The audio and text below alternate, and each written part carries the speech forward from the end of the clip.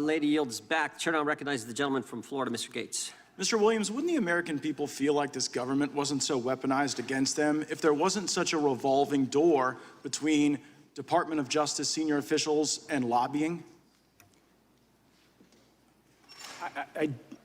I don't quite follow the premise of your question, sir. It's pretty easy. There's a revolving door between senior officials at the DOJ and the lobbying profession. Do you think that that gives the public more or less trust? There are rules governing what employment, and this is based on my understanding, I've been government for 15 years, governing what post-government employment can be. One, what individuals' actions can be once they're employed elsewhere, but also what they're allowed to do. Lobbying is influence peddling, and you are the principal at the Raben Group, which is a lobbying firm.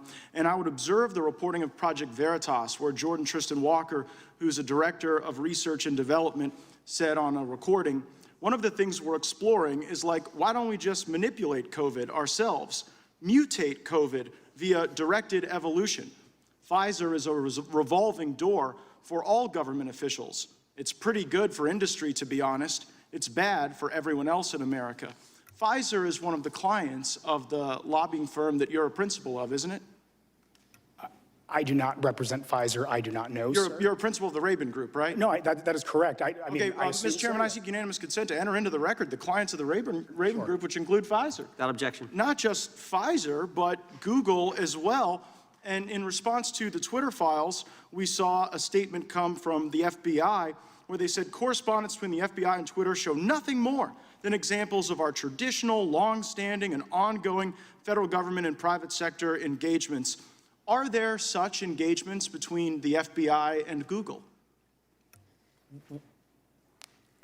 When you say such engagements, sir, I don't quite Does Google engage with the FBI, Mr. Williams? I don't work for either Google or the FBI, sir. I'd have to again point you to your own client list that you advertise on your own website, which includes Google. Does it surprise you that at the Raben Group's website, Pfizer and Google are clients?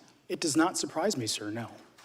The Soros-funded Open Society is one of the clients as well. Does that surprise you? Sir, I don't have our client list in front of me right now. I will, assuming that's what it says, I will take your word for it. Yeah, I would think that maybe one of the legislative initiatives we could pursue would be to tighten this revolving door that folks at Pfizer and folks at Big Tech seem to freely acknowledge, in which you seem to be the incarnate of the revolving door.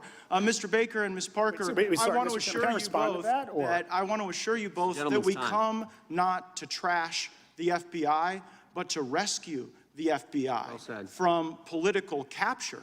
And it seems as though that political capture was really enhanced when Robert Mueller took a lot of the authority and power away from the field offices all over our country and centralized that power. Mr. Baker, do you believe that through legislation we might be able to restore the system of office origin, where events occur, people are able to conduct investigations in the absence of the influences of Washington, D.C.?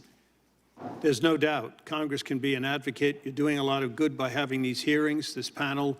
A lot of these things, though, have to be done internally by the DOJ and the FBI. But there's absolutely a role for Congress, looking at the abuses of Pfizer for one, the abuses of the unmasking for another, the abuses of the indirect targeting, which actually the CIA and the NSA do rather than the FBI. But these are all things Congress can legislate solutions to. And it seems as though those abuses become more acute the greater they have a geographic proximity to Washington, D.C. Seems we don't see these abuses with the brave FBI agents like Ms. Parker, who I'm very grateful served my fellow Floridians in the Miami field office.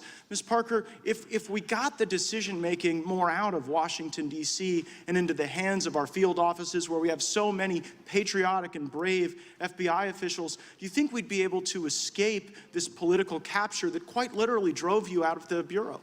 I think that's absolutely critical at this point in our American history.